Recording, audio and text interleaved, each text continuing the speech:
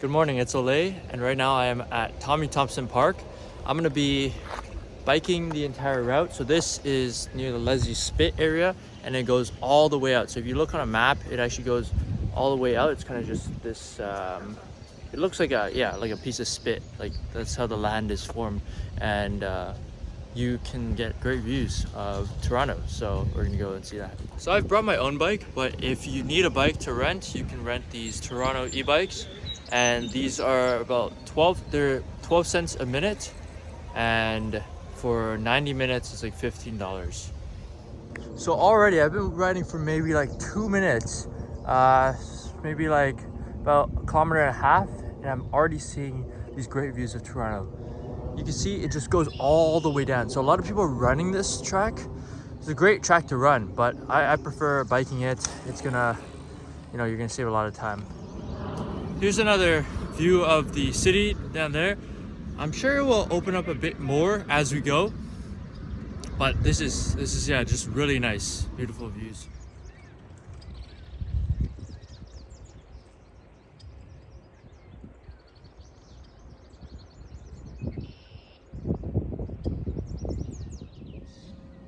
So I made it into this little alcove over here, and you can see the city right down there. Nearby over here is the yacht club, as you can see. So there's some parking there, but I'm pretty sure it's restricted to yacht club members. But you probably get some of these views of the city just from the yacht club, which is very beautiful. It's a nice clear day, nice sunny day, and we're here in the morning, so you can see some sort of like a hue down there where the cloud is not fully blue yet. It's a little bit of like a rustic hue on the horizon. I think that's from it being sunrise. Sunrise wasn't too long ago, but this place would be nice during a sunrise, even sunset.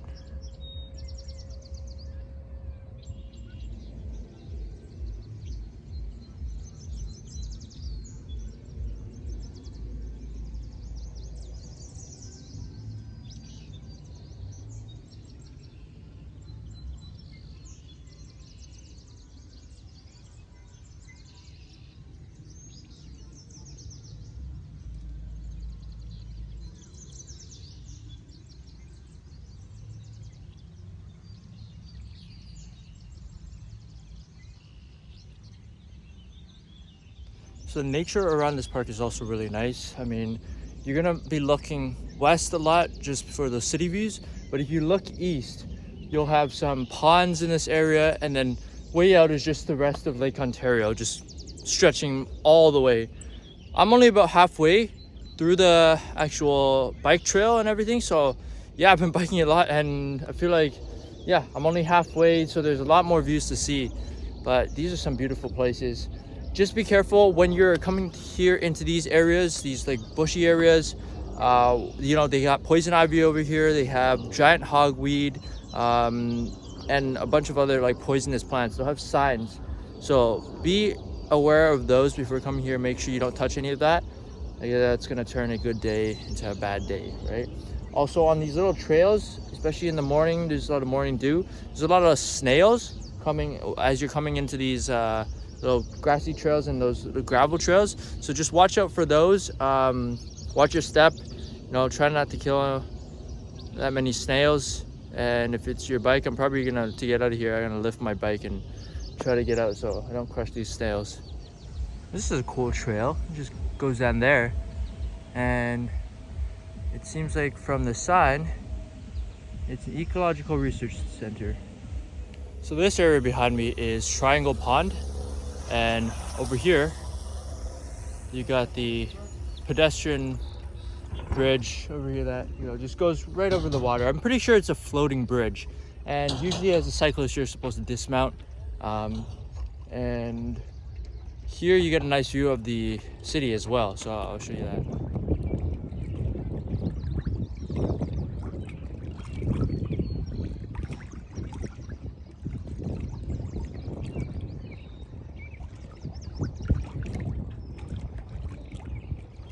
Yeah, so what a beautiful spot this is. It's just city on that side. You got water on both sides of the bridge. And as you're on it, if it's a little wavy, you kind of feel the bridge moving a little bit. Like, look, the water is really nice today, especially through my lenses right now. They're polarized. The water looks a little greenish. It's got a nice tint, nice hue. But yeah, just super beautiful over here.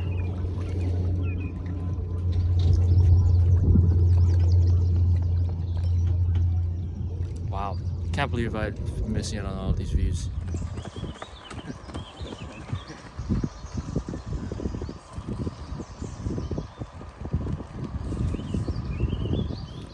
It's just beautiful biking through here. I feel like I should have brought my GoPro, my Ray-Bans to film this stuff, but it's really nice.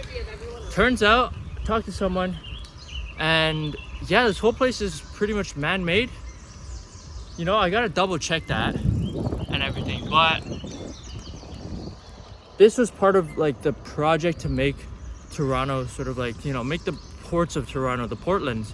This is in the area of the Portlands, but you know, it was to expand Toronto's ports so that it would be, you know, bigger and more, yeah, on like a bigger scale, like more massive, be able to like, you know, take in more international shipments, import, exports and everything. That project never fully realized, and so they built this area. It's all man-made. They kind of just dumped a bunch of, I guess, I don't know how they make islands exactly. It's kind of like the stuff in Dubai, you know, like they dump a bunch of like rocks, gravel, sand, dirt, and then they create these kind of like islands that reach out. So this one stretches way out here, and so that's how this came to be. And since the ports never were really realized, this became Thompson Park.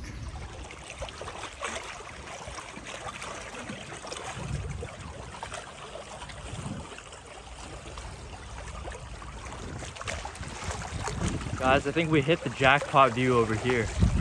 This is a dead-on view of the city, and it's just gorgeous.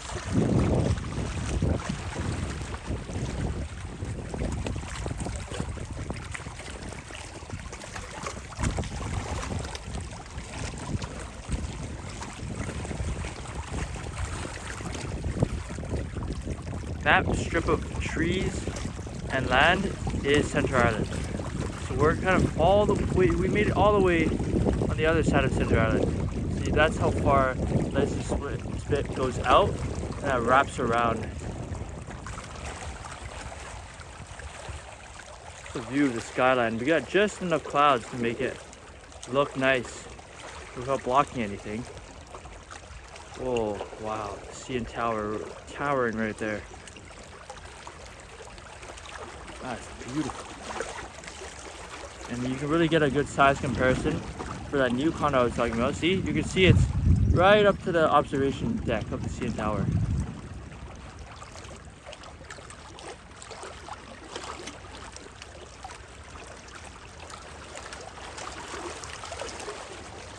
Holy, what a city.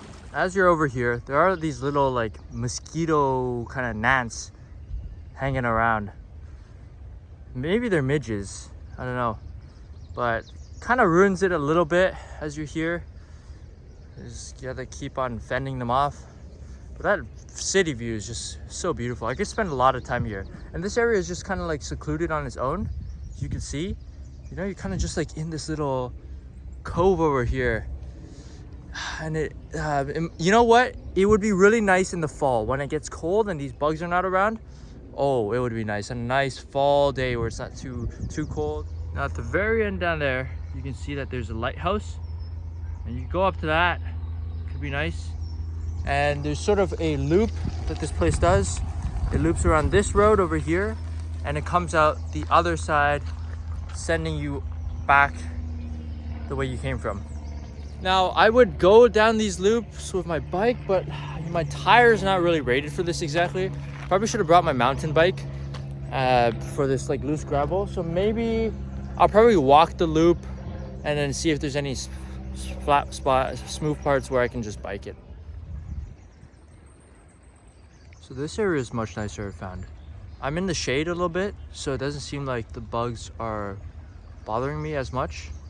So it seems like they like where it's sunny and warm. From here, again, beautiful views of the city. And it actually opens up a little bit more so you can start seeing some of Mississauga down there.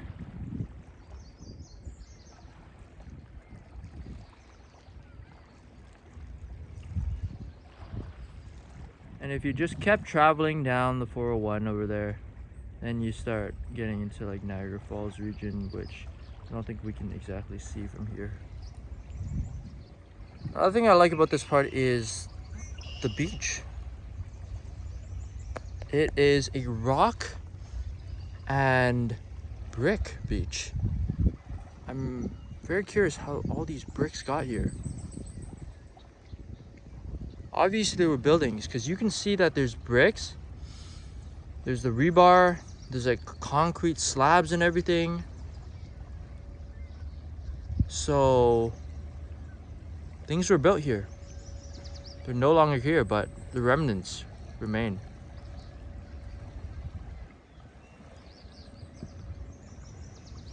Over there, you can see a cruise ship. I actually never knew Toronto had cruises coming in. That's actually surprising to me. I didn't know this was a cruise destination. I mean, I guess you can travel up to St. Lawrence into Lake Ontario, but yeah, it just never occurred to me. I always felt like cruises were anywhere there's ocean or like a sea.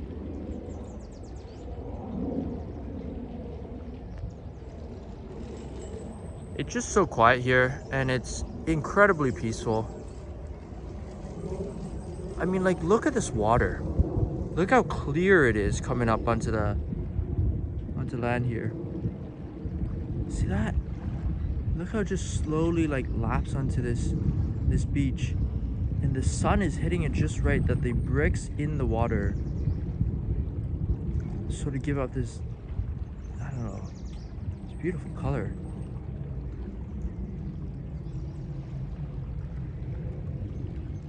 Behind me here, there's a little campsite. You can see a little campfire. There's a cushion here. Someone's been here, so you can start a little campfire, sit around on these logs with your friends, strum the guitar as you look on these beautiful night views of Toronto when you're here at night. And then down this path, another area where you can hang out. There's like some sort of bench over there or something.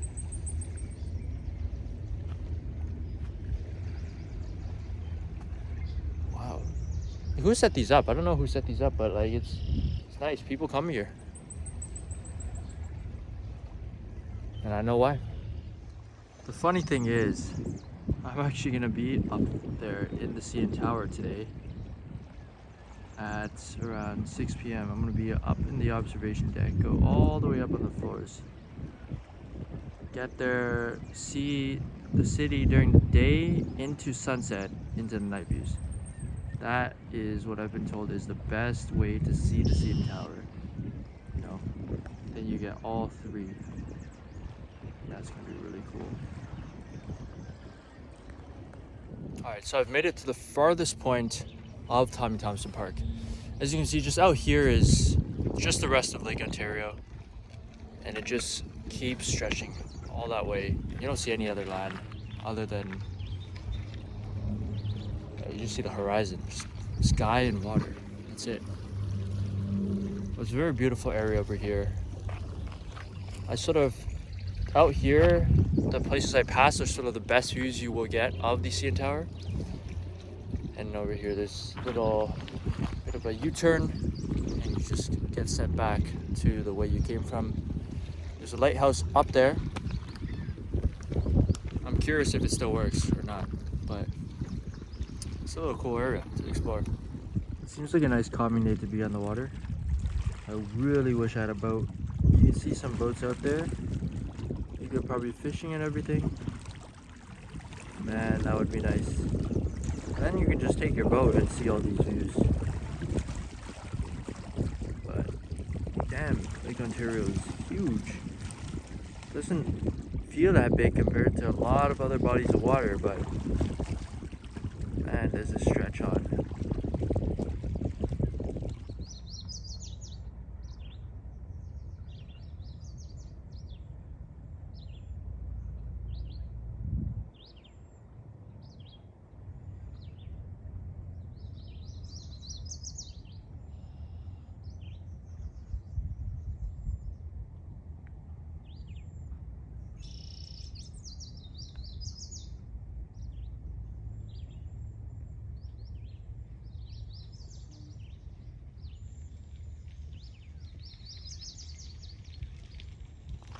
Wow, it was so worth it coming out here. Actually, I wasn't gonna come out because I was like, man, I can't like really ride my bike out here because my tires are like probably like gravel and road tires.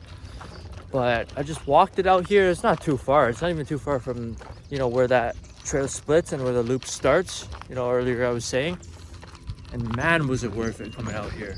You get some really stunning views. Like even Lake Ontario, even if Lake Ontario is just flat and there's not really much to see, it's just still so beautiful, especially on a beautiful day like today. And there was a little magical moment where no one was at that very end loop and I was just by myself. And it was so quiet, so peaceful, just with the nature and everything. So I'm glad I came out here. And the reason I did is because I kind of just like, oh, I already made it this far. I want to finish it, I just want to like see the end of it, because when you start something, you just got to finish it. So I'm glad I did that and came out here. I definitely highly recommend coming out to Thompson Park, either biking it, walking it, or running it. Okay, so from going down these paths, when you reach the split here, I highly recommend going down the left-hand path because that has the least amount of rocks and it's more of just a gravel trail. Still take it slow, but it's definitely not as rocky as the right side. Okay, and that middle path over there, that heads to the lighthouse. The right side will have the nicest views because you're looking west towards the city. And if you're going there, if you don't have a mountain bike, and you care about your bike, you can just walk it. But if you have a mountain bike, it doesn't really matter. But I do recommend sticking left here.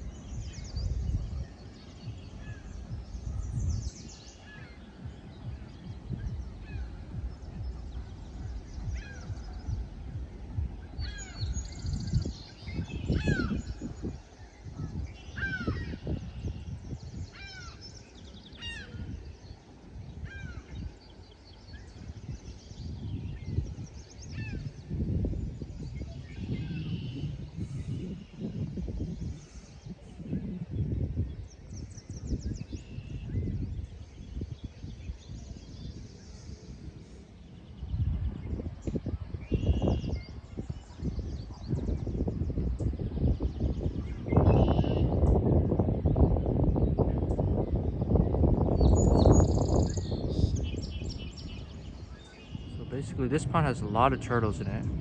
There's turtles pretty much on every log you can see. So here, turtles here, turtles here,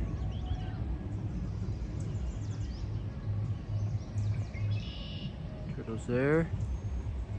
Here's another fireplace area. This is on the way back. I was heading back and it's right on my right.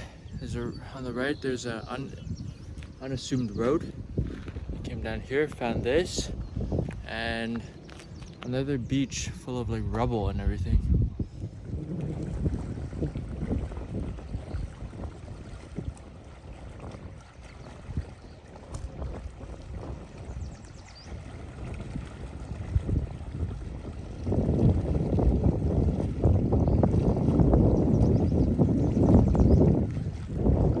Down there are the Scarborough Bluffs.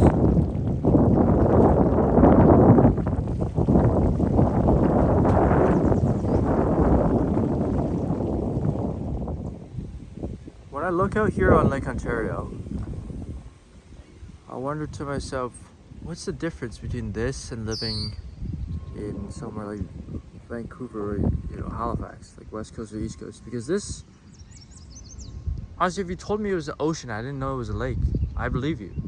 Because you can't see any land out there. So, this is just as nice.